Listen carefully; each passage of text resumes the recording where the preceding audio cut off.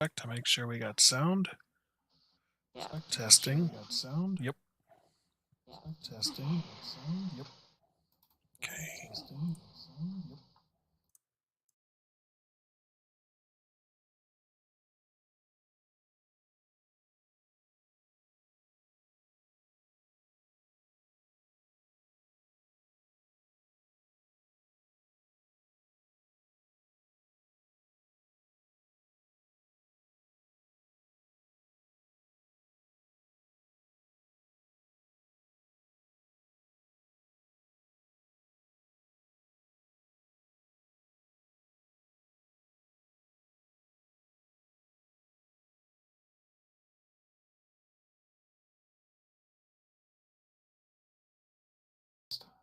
Yep. Go ahead. Hey, folks, we're going to be a few minutes late. We're just getting started here. Yep. Sounds good. It's a little stressful to get it all together. Trust me.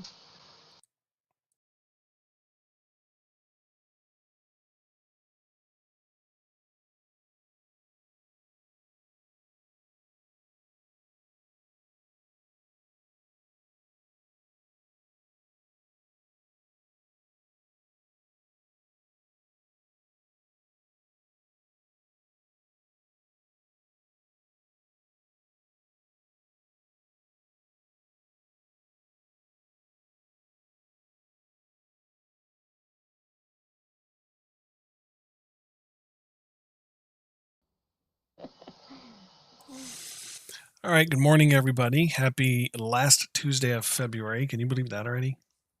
Like, it's crazy. It is. 2021. We're 2 months into it. That's insane. Joined by Jake Standish, Amy Slack, who is trying to set a single day record for logging into Chromebooks. What's your account up to now? 400? 300? I'm only at 314. I'll keep going though. I think you have another record as well, number of courses that you are a teacher of. At least amongst us. A lot of Chromebooks out of Canvas. Yep. And we got Sagan joining us behind the scenes. He likes to snipe in every now and then with some comments. So welcome to Canvas Admin Support. It was a shorter agenda today, if I'm not mistaken. Reminders. Everyone's back working face-to-face with some students, so we know y'all are busy. Yeah. And new things tend to pop up during this time. I think Amy said she was pretty tired yesterday, like it was the first day of school. So that first week always wore me out. I know the first year as a teacher, I came home and fell asleep on the couch every day. So, and then the meme today I had to go with just because of all the rain. You know, roses are wet, violets are wet, everything is wet. Please stop raining. I mean, we had a pool in the back and the dogs go out and it's a mess. So, you know, it's going to start raining again on Friday and it looks like it just keeps going again. Oh, really? So we enjoy these few days of dry. Definitely get out and enjoy the sun because we're going to have what we just came out of again. Yeah, the kids and I already have a game of Spirited Foursquare planned for later today. So yeah, but taking the pup out in the middle of the night with all that rain, just no fun. Today's reminders, same as we've always been. Yeah. Canvas.cmslearns.org. Again, we keep that up, or if there's something that you need us to add, we add based on what we hear from you all, based on what we're seeing on the tickets, and we pull a lot from the Canvas guides, so know that's still there. Admin consultations are within the course. So if you go to the course on the left side here, admin consultations, there's the link. Everything that you need for the entire process will be here. So, and I get an email immediately when something's submitted, and we tend to review it pretty quick and get back to you. The bit.ly/CMS Google account instructions. We actually saw, didn't we, Jake, that somebody was using those and sent them out, which was awesome, Amy. So I don't remember, I think it might have been Becky. Tech Contact listserv, I believe. Yeah. So that was awesome. The J.IT PD office hours form, which is what we use for our questions during this time, is open 24/7. We do keep an eye on it, and it does help oftentimes shape the direction of our meetings and our agenda. If you're submitting tickets, again, remember to include details such as direct links to the Canvas course help greatly. Student IDs, email addresses, all of that, even screenshots can be very, very helpful. If you're in the PD courses, which is Google Drive Challenge and Canvas Challenge, please submit the forms there. Amy, how are we looking on that? Has that slowed down or is that keeping going? We've slowed down a little bit. I think most people are focusing on face to face. Yep. But yeah, if you submit the form, we respond within 24 hours. We're pretty good about that. Yep. PowerSchool changes to Canvas take 24 to 72 hours. Jake got a fun look at that last week and this week with watching GradeSync and how that process goes. So just be patient with it. It could take 24 to 72 hours for every step to process. So just be patient. And digital learning consultations, we have the calendar links for Trish Cloud and Aubrey Harrison there as well. As a reminder, webinars can be viewed asynchronously. We record them and put them up right away. I have to add the link. Don't let me forget, Jake, to do that so that it's in the table. And if you have questions, let us know. So the first update, Jake, you want to take this one? Yeah. So we wrote the quiz for January early, and then we forgot to publish it for y'all. So the January quiz and the February quizzes are now available. So reminder, the quizzes are in the admin PD course, and it is intended for you to review what we talk about in the office hours and the materials that are available to you as an admin. To answer the quizzes. If you complete all of the quizzes through May, then we will give you some DLC credit. So that's the point for that. So I'm trying to get you to work on those. Just kind of a review. If you watch these videos and take the quiz right after watching it, you probably will do just fine. This week or this month, some of the things are referring to the Canvas guides, like how to set a default grade. It's just taken right from the Canvas guides. So search Canvas guides, find the documentation, and you'll be able to find the correct answer pretty easily. So that kind of stuff is what we're doing there. It's just a way to have something to account for. Yes, you have learned these things, you have these skills. So, and I think we are settling on, was it half a credit DLC? That's what we'll go for. So that will be coming. And there's only a few months left. So January and February are here. December has been, or was it November? We didn't do December because of the holidays. Right. But so we got November, January, and February out. There will be a March and an April and probably a May. And that'll be done. So these are half of the quizzes right now are available to you. Of course, we give you until the end of May. But you can work on them at any time. If you watch the video, might as well go check out the quiz right then, so that you know what you're working on. So by the time you're watching this, those quizzes are open. I think, Jake, you said the link to them goes directly to the module where all the quizzes are. So Correct. Take you right there to get it done. How-tos. We've got 2 of them today. The first one actually was inspired by last week. If you remember, we did Chrome shortcut keys. And I said my favorite was Control-Shift-V. Well, to take that over to Canvas, today's topic I did was remove text formatting. So a lot of times what you see is somebody will grab a link or grab some kind of text from a document or a website or wherever. When they paste it in, it comes in all wonky. If you're like Amy and I, that drives you crazy. You saying I'm not?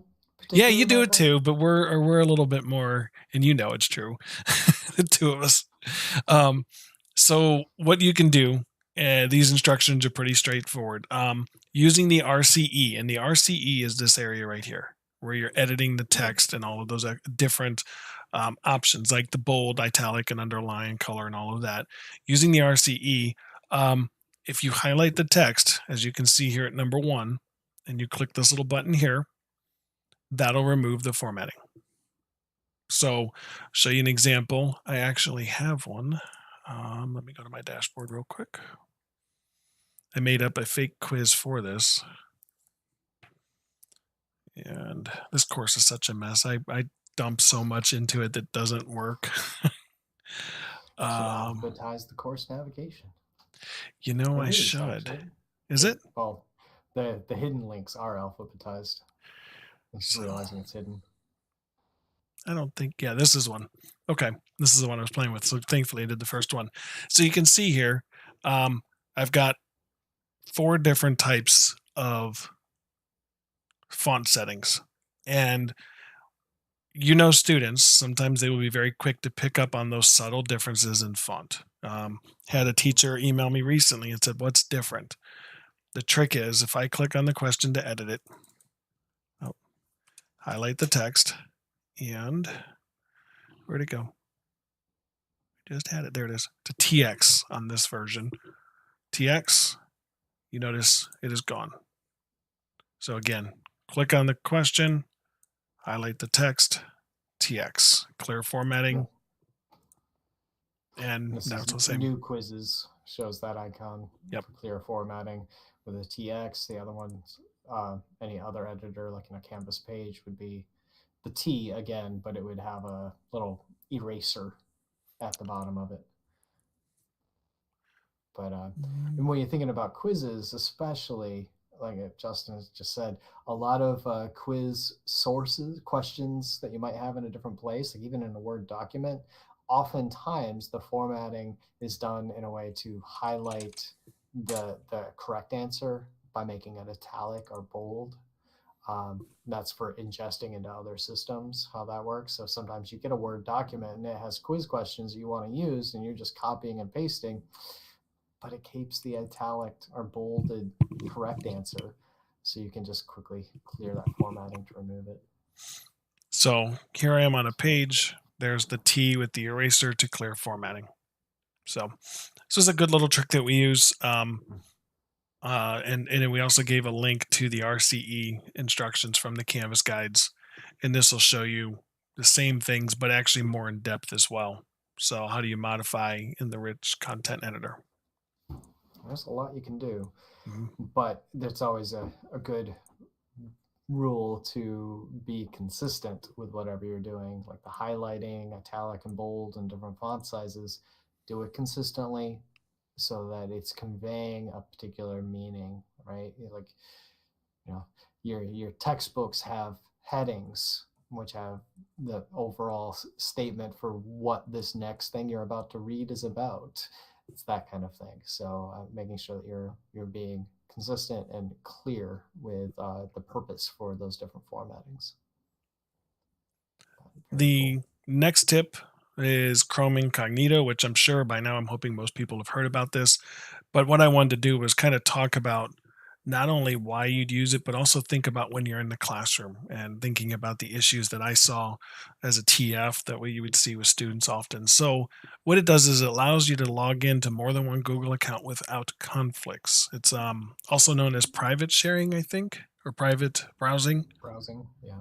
And the way that I use it oftentimes, and the shortcut key is Control-Shift-N, is notice if I go to Google Drive, you'll notice it's asking me to sign in. All right. What this means is no Google account is logged in. And where I've used this is if I'm doing a presentation and students are doing presentations on your desktop computer, they come in, instead of just having them log into Google Drive as the account is set up right now, if you go incognito, they can log in with their credentials, give their presentation, and close out. And now those credentials are gone off your computer. It avoids conflict. So I've seen issues where teachers have students that have logged into their computer, and then the teacher is opening a file that's meant for staff, and it looks like there's a student in there. Another place is I've used this with Canvas. Look, or documents that I'm sharing. It's a further way to see what others see. So if you've got a page set up that is publicly viewable, this will allow you to see it. If you've got a document that you want to see how it looks to the public to make sure you're not sharing PII data, use Incognito. So Justin, we have one question already in the Google the support forum, and Tracy Students do not have access to incognito. That is absolutely true. Staff should have access. And if you do not, when you're logged into the Chrome browser with your CMS staff account, that means that a setting was managed by Tech Contact back when we allowed Tech Contacts to manage staff settings, and that could be disabled. So if you put in a ticket, they can turn that off to allow teachers to have incognito browsing. It is very useful, and I would say teachers should have the ability to open an incognito browser. Do you want to explain the rationale why students do not have access to it? Yeah. So students are not allowed to open up incognito because, well, there are several reasons. Big one is it is hidden from the Dino extension or any other extensions that have been force installed, like read and write for Google. Different things could be circumvented, prevented from functioning as they should by allowing incognito mode. So that is why we don't let students have incognito, but staff should be. And this would be a case where if staff don't have access, that wasn't a district level decision, that was a school level decision. The Tech Contact or the school's leaders said we want incognito blocked for our staff.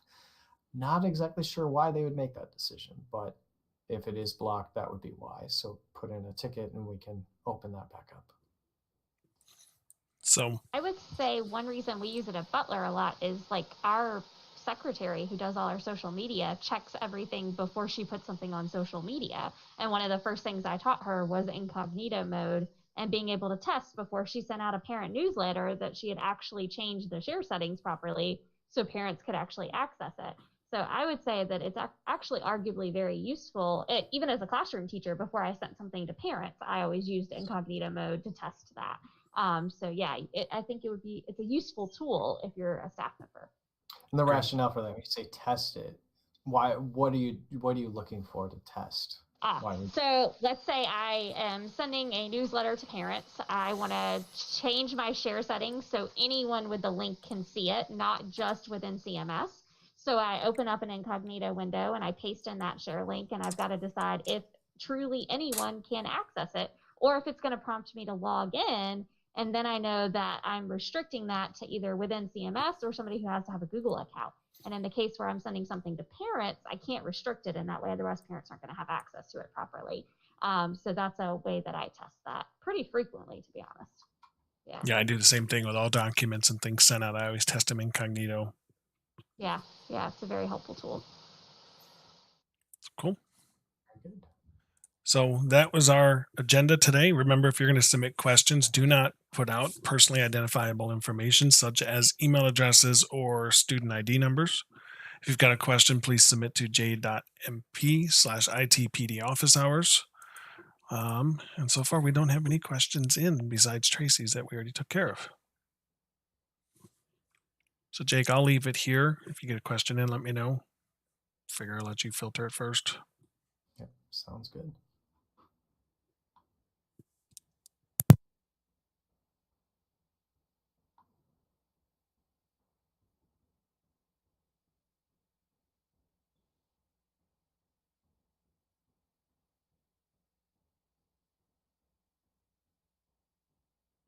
I'll say one thing for working at home. My desk is regularly a mess.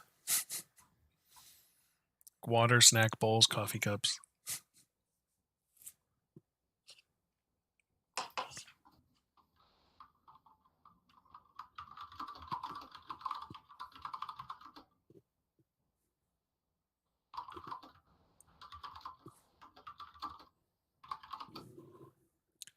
Oh, that's what that did.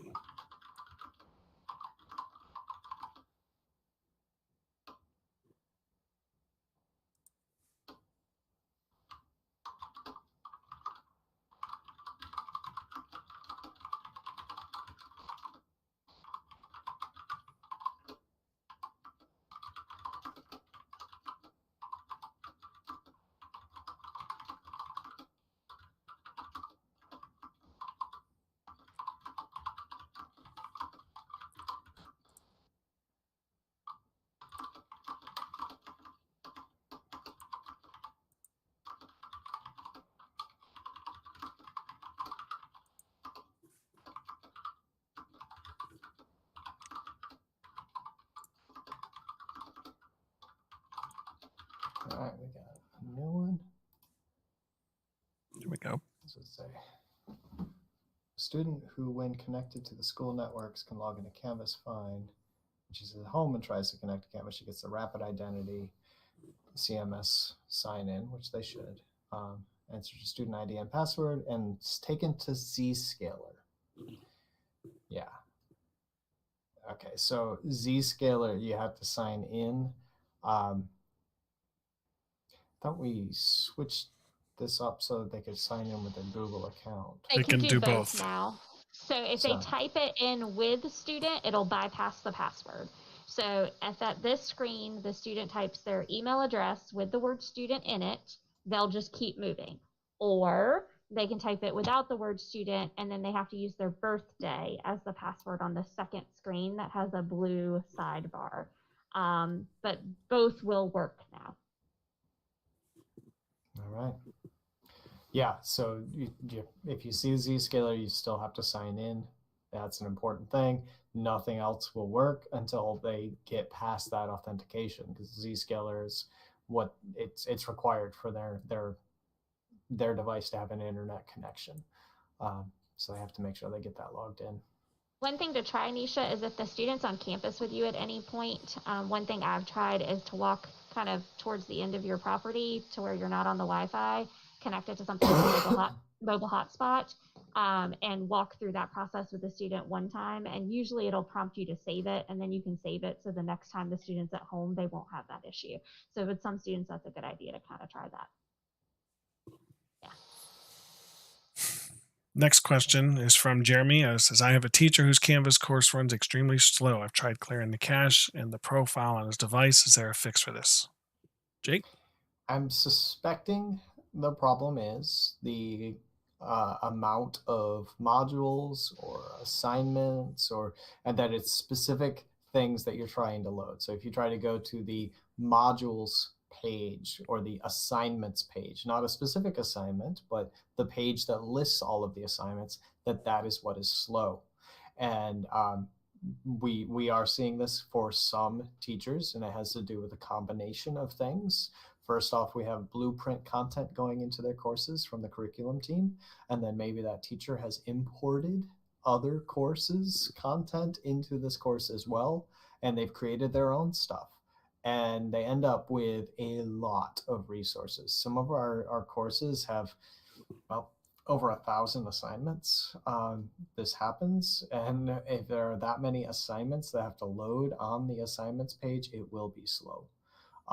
So we have been working with Canvas to discuss options, and we have it's something that we have been working through, but we would want to work with people through a help desk ticket before we actually communicate a strategy to address it. Yeah, Jeremy, we're not even sure that is the case. We need the specifics. So if you can put in a ticket, give us the teacher and the course where this problem is. And even if it's every course for this teacher, don't tell us that, because it won't be, because that teacher has a sandbox course that probably works just fine. Give us the URL of a specific example where the problem is, and then we can test, verify, and then communicate a solution that we know will work for that course. All right, so give us the details in the ticket, and we will get right back to you with something as soon as we can replicate and find a solution for it. Cool. Next up, Marjorie, we did answer it live last week, and the answer is, if you want a teacher to block Padlet, they should use Dino and block Padlet in the time block when they have those students. That's what they should do. That way other teachers could continue to use it, and the teacher that doesn't like it can block it. Dino has blocking plans. They can block it using Dino. Cool. All right. Yeah. And then what's the next one?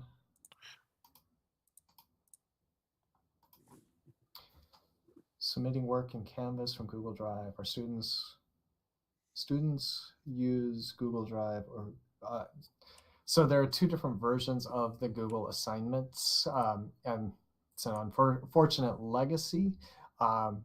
So there was an old version, and then we have our curriculum team building out templated assignments, and some of those use the old version of Google Assignments. Some teachers have been using the old version of Google Assignments. So for this year, we have left both available. The one you want to use is the one that says LTI. That is the new one. And so that's the one that you want to use when you choose external tool. You go to find, you'll see two different Google options. The Google Docs Cloud assignment is the old one. Use the Google Assignments LTI. Unfortunately, if we removed it, it would have disrupted a lot of assignments, the old one that people had already created. So we didn't want to shift that right away. Canvas is working on phasing that out, and I believe it will be phased out by either summer or very beginning of next semester. Like, it's coming really quick. So now would be the time to start transferring to the new one, because before too long, those assignments will not work and will have to be reconfigured. Yeah. Okay. All right.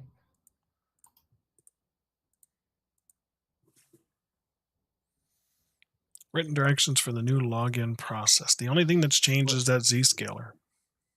And as we're saying, for Zscaler, you just enter in at student now, student ID at student.cmsk12ncus, and it should just authenticate them.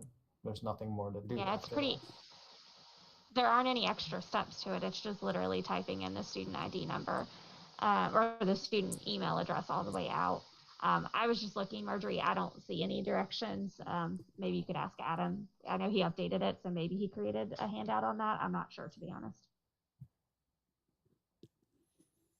I like that option better with my little one too. So I can just skip that blue screen.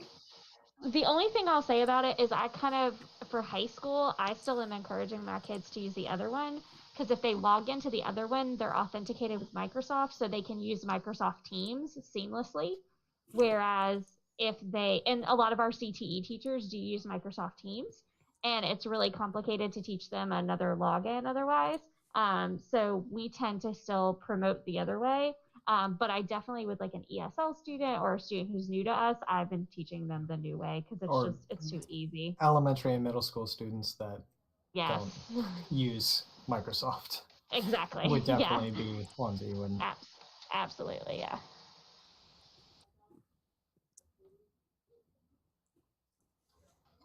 So remember, if you've got questions, j.mp/ITPD office hours.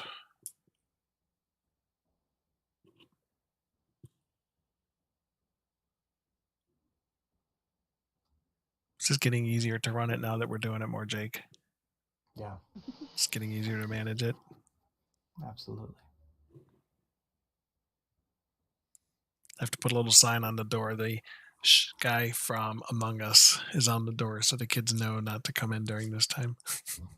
Nice.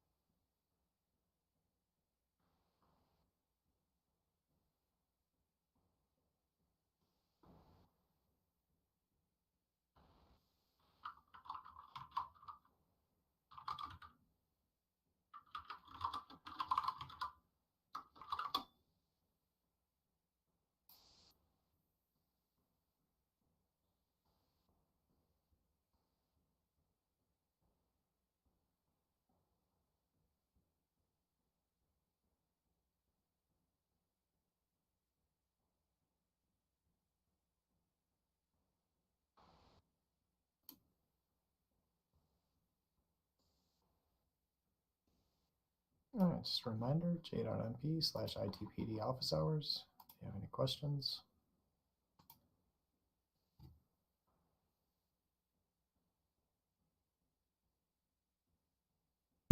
Jake, I forgot to tell you that I'm going to be getting more cheese this weekend. She did offer to see if you wanted to join her so she could show you the ropes if you were interested. Oh, okay. Yeah, she said there's a trick to it. Amy, I'm trying to convince him to start going to Trader Joe's, and we sent him some cool cheese. It was a, what was it, a mustard? All my friends are giving me Trader Joe's food. I really, I like all of it, so I really should be shopping there. Yeah, it's a good occasional treat. Yeah. Was it mustard and ale cheese? Oh, it was great. wonderful. I don't know. See, I find the Perfect best texture. variety at Aldi. Aldi has such a good selection of cheese. Really? Really? Yeah, like, and they come up with like some really cool like seasonal ones. Like if you're trying to make like a really cool charcuterie board, I feel like Aldi does it best. Cool. And you won't like have to spend like your entire paycheck on it. Yeah, they have an impressive amount of selection. What do you think, Jake? Time? Yeah. All right. So, just a reminder, put in tickets if you got questions. You know, if you're not sure, that's always the best route. We stay on top of them too. Yeah,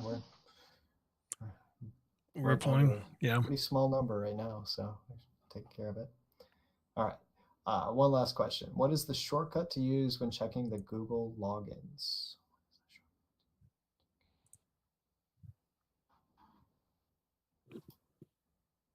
Oh, she's asking for your custom search engine. That wouldn't work for them. Yeah. So a couple of things. Justin, can you just navigate to Canvas and do see user and then put like my email address in there? Yeah. Or yours. Habit. You're fine. Yeah. So we can show you from the user's screen, like the see user piece, that's a Google search, custom search that we set up. But this is when you go to your admin area and click on your school, click on people and search by email, you can find the person that you're looking for. I want to do that. That's okay. I can show that. Just search. Let me go back. Search yourself. Yeah.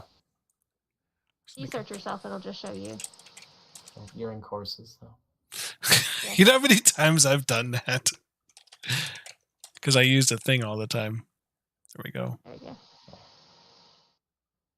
So I want yours because we're going to show the difference between NC Ed Cloud and Google login.